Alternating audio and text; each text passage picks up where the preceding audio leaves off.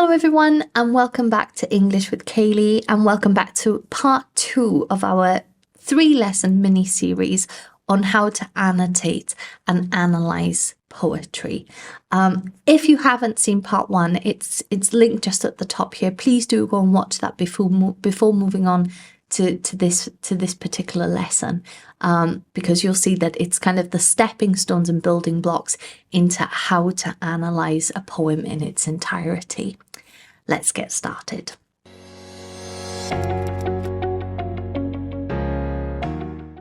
So after you've completed steps 1 and 2, which I cover in my part 1 video, we move on to step 3. So now we really get into looking at the stanzas themselves, thinking about the structure and the rhyme scheme. So the questions you need to ask yourself for any poem that you're studying: how many stanzas does the poem have? Would you describe the structure as regular or irregular? Now, this should be very obvious to you just by looking at the poem itself. How does it sit on the page? Then you want to note down the rhyme scheme if this is applicable. Some poems do not have a rhyme scheme, and that's something else you can analyze in quite some detail. In poetry, we use letters. So, for example, A, B, A, B, if the first and third and the second and fourth line rhyme. So that's how we annotate to say what the rhyme scheme looks like. I'm going to show you an example in Life is Fine in just. Okay, so this is the poem that we started looking at in part 1, and we're going to continue with it. So you can see my annotations from the first lesson. So the first question I said was to look at how many stanzas do you have and how many lines are in each stanza. So I've just highlighted one here as an example, so we can see: I stood there and I hollered, I stood there and I cried. If it hadn't have been so high, I might have jumped and died. Okay, so in looking at the stanza structure here, we can see that we have 6 quatrains. What do I mean by quatrains? Well, a quatrain means each stanza is made up of 4 lines. Okay, I have an entire video on this where I talk you through what we call a different stanza that has a different number of lines in it, so be sure to watch that. But interestingly, if I just turn on my pointer, so we've got 6 stanzas made up of quatrains. Okay, so we've got 1 here, here's our second, here's our third, fourth, 5th and 6th. But interestingly, this poem also has these standalone lines here. And this is what we call a refrain, okay, which is, it's almost like a repeated chorus throughout music or poetry. Okay, so the structure very simply can be defined as 6 quatrains and 3 refrains. Okay, and I've highlighted them there for you to see. Then in the same stanza, just because we're working here, I've then gone ahead and annotated the rhyme scheme. Okay, so if we take a look: I stood there and I hollered, I stood there and I cried. If it hadn't been so high, I might have jumped and died. So you can see here, cried and died, they rhyme. And that's why it's B, B. Hollered and high, they don't rhyme. And so this one is A because of the first line of the stanza. Then we've got B, and then this one becomes C. Okay, so you can see here the second and fourth line rhyme. Let's just quickly check, is that the same in other stanzas? Well, let's look here. So we've got river, bank, couldn't, sank. So we've got the same here. We've got A, B, C, B, because bank and sank rhyme together. So I usually write this information up in the corner just to keep it there, to keep it very, very clear, and something that I can draw upon later when I'm writing out my analysis. So then we move into step 4, and this is where we look at line structure. And this is probably one of the most complex parts of analysing poetry that takes time to practice. And it's identifying The syllable stress is okay for most people, but the foot and meter is very complex. I do have videos with examples of how to analyze foot and meter, and you can see examples in poetry. So I do recommend you watch that, but I will show you how to do it in Life is Fine as well. Are any lines considerably longer or shorter than others? And are there any examples of enjambment and or caesareas? Because this falls under line structure, okay? So in the umbrella of structure, some poetic techniques such as enjambment and caesura fall under that umbrella topic, okay? So it's important to note that in step 4 before you move on when you begin looking at literary devices and figurative language, for example. Okay, so as you can see, I've got my annotated poem here.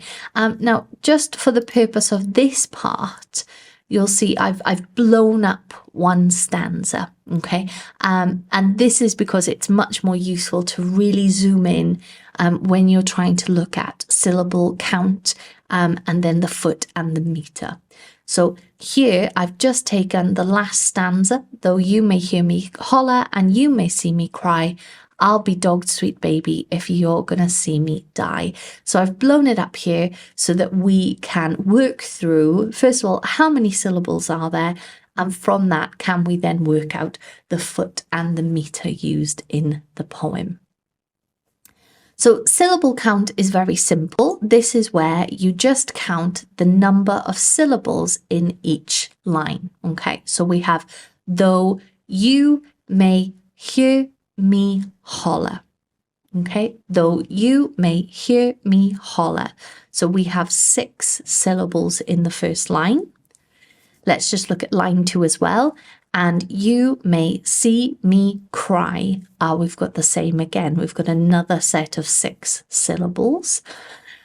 Okay, and then once we've counted out the syllables in each line, then we want to look at the stressed and unstressed syllables. I'm just going to load up my pointer again.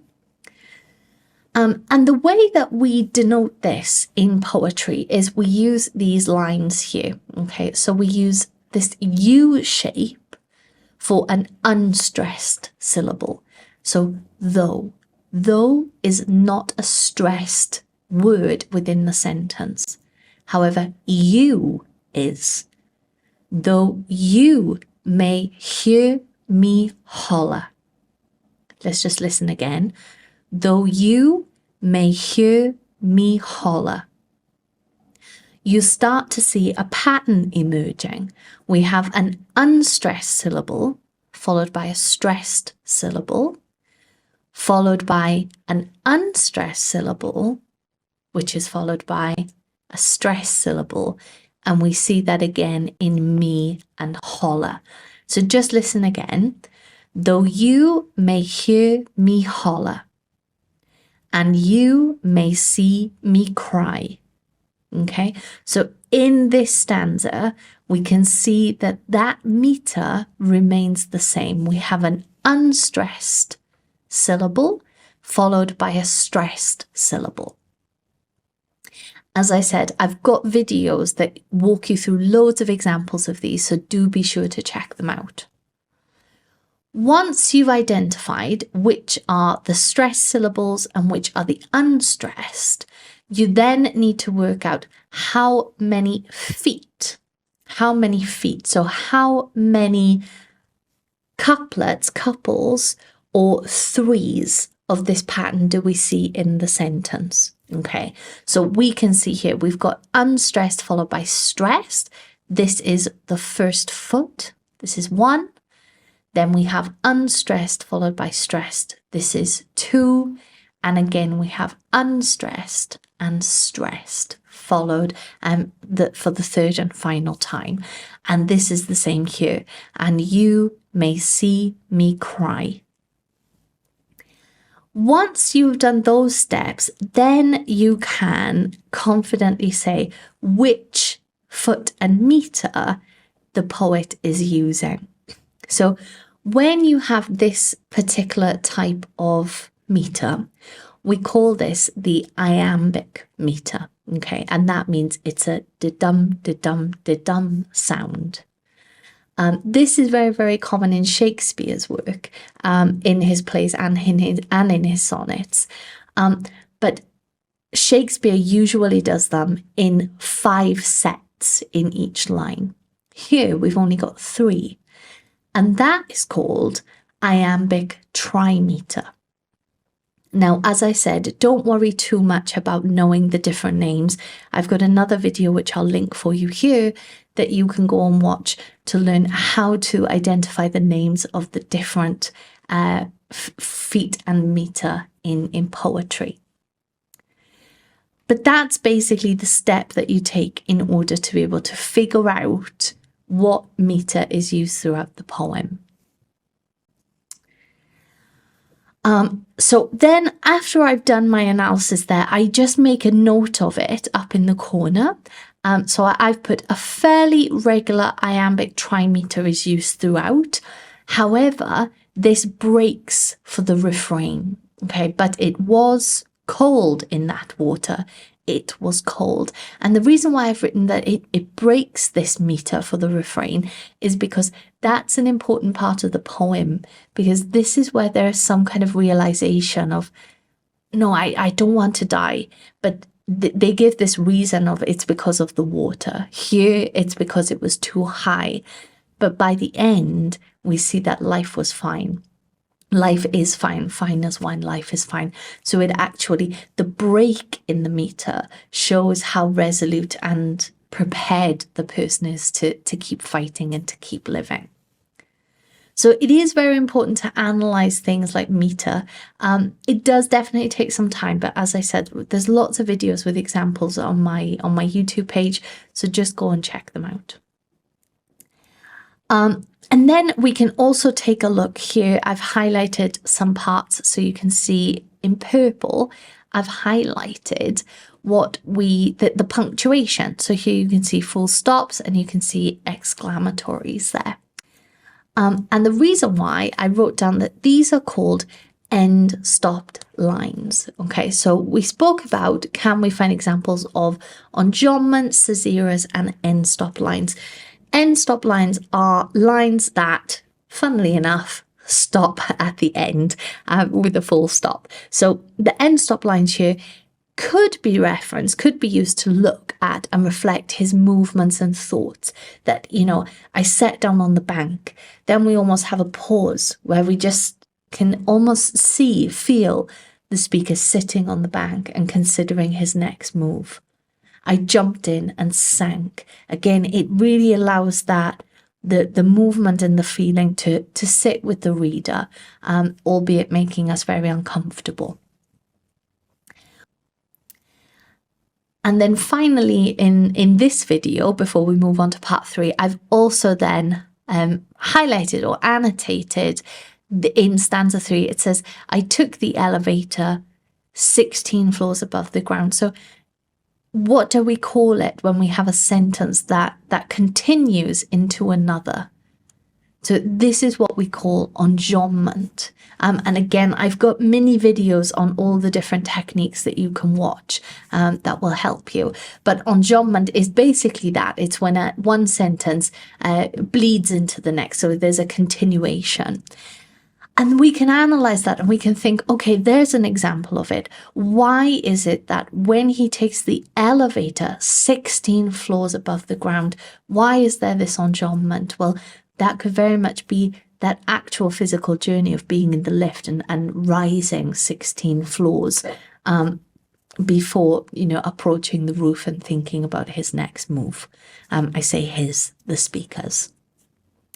So in today's lesson, we've thought about line structure and we've also looked at stanza structure as well. So I know there's a lot of technical terms. Do go back and check out some of my mini videos on what is meter and how to analyze it and what's enjambment. But hopefully now you can start to see how you move from a blank page to one that's really fully annotated that can help you to analyse your poems.